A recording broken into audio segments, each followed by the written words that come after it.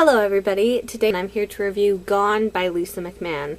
Now if you guys are unfamiliar with the Wake trilogy, or as it is officially called, the Dreamcatchers trilogy, then I've left a link to the Wake and Fade review that I did over the first two books in this trilogy, because I'm only going to be focusing on Gone in this review, so you don't want to get spoiled unless you're not planning on reading this series. Gone picks up a short while after Fade has finished, and we see Janie going about her summer time. After everything that has happened in Fade, Janie has a lot to decide. First off, does she want to continue working for the police as a undercover agent of sorts? Does she want to continue her relationship with Cable, who she realizes is really struggling with everything that he has been told about Janie? And finally, she has to come to terms if she wants to continue using her gifts or not, now that she knows that with using them, she's going to be blind and crippled at a very young age.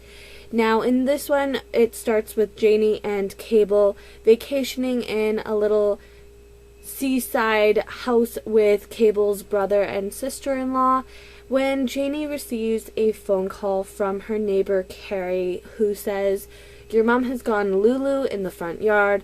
She needed to get to the hospital, so I've taken her, but you need to get here now."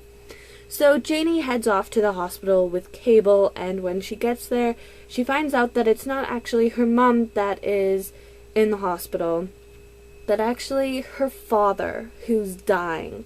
And that is very shocking for Janie, and it's really about Janie coming to terms with finding out about her father, finding out more about herself, and really making really large decisions, because it's kind of a no-win situation with what everything Janie is going through. Overall, I felt like even though this one was the smallest of the three, I felt like it took me a long time to get through, because it feels like each one of the books, although they're interconnected with the same character, they're all dealing with different circumstances, and I kind of feel like each book kind of rates a little lower than the last one. So I really loved Wake, I enjoyed Fade, and Gone was just okay. I think the author did a really good job having this be very unique as a final book, having certain things going on circumstance-wise with Janie's character, with having tough decisions to make, and I think it felt more realistic.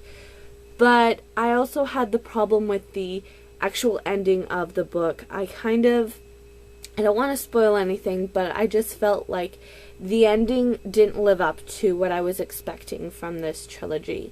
And I will give kudos to the author, but I just feel like it was too open-ended for me.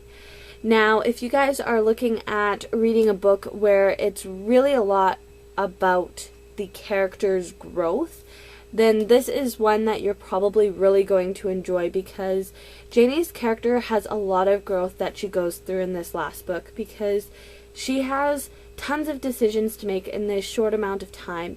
And I didn't even realize it till I got to the end of this.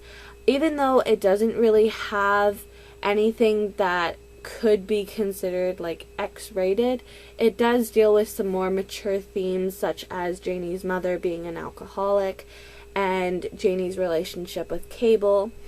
But it does deal more with the adult theme of young adult novels. So you see Janie, who is finishing up high school, has finally finished high school, and is actually getting ready at the end of this one to start college in the coming week. So overall, I think that this series, or trilogy I should say, was very well done. It's actually one that I think was a very good eye-opener, and it just really made me enjoy Lisa McMann's writing a whole lot more. Now, if you guys haven't read Gone, then I would probably suggest clicking out now, because I am going to discuss a few spoilery bits. So first off, with regards to Janie's character, she finds out that her dad is a dream catcher as well, and that it is hereditary. So that's interesting, because I kept thinking that it was the mom, but the mom just has a problem with drinking alcohol, and that was kind of a letdown, because I felt like in the first one there was a lot more there that we weren't told about Janie's mom, and then you find out that there's nothing about Janie's mom whatsoever. So I kind of felt like there was potential there, but it was just dismissed. Janie finding out that there is no good choice between her gift of actually creeping into people's minds is going to leave her blind or crippled, or not creeping into people's minds and living in isolation is going to have her get a brain explosion going on. That's tough, knowing that there is no good decision to choose. And the fact of the matter was, her decision was so impactful. She was trying to also take on the problems that Cable was having under the surface with regards to Janie's problem. So she also took those into consideration with regards to, should I break up with him and allow him to have a normal life?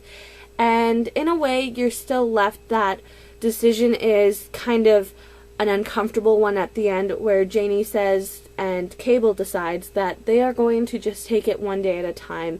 If things get too rough, then they'll just finish and they'll be done with each other. And that wasn't the ending I was hopeful for. I know that these two are in their first relationship, and that these two are still trying to figure out, like, we're young, we still want to live, and maybe this isn't what we both want. And I think it was a very mature decision for Lisa McMann to have her characters be so mature in that, but I kind of wanted that support system for her. I know that Janie still has it with Cable, but I feel like 5-10 years down the road, they're just gonna break up, and that's not what I really want to feel like with my characters.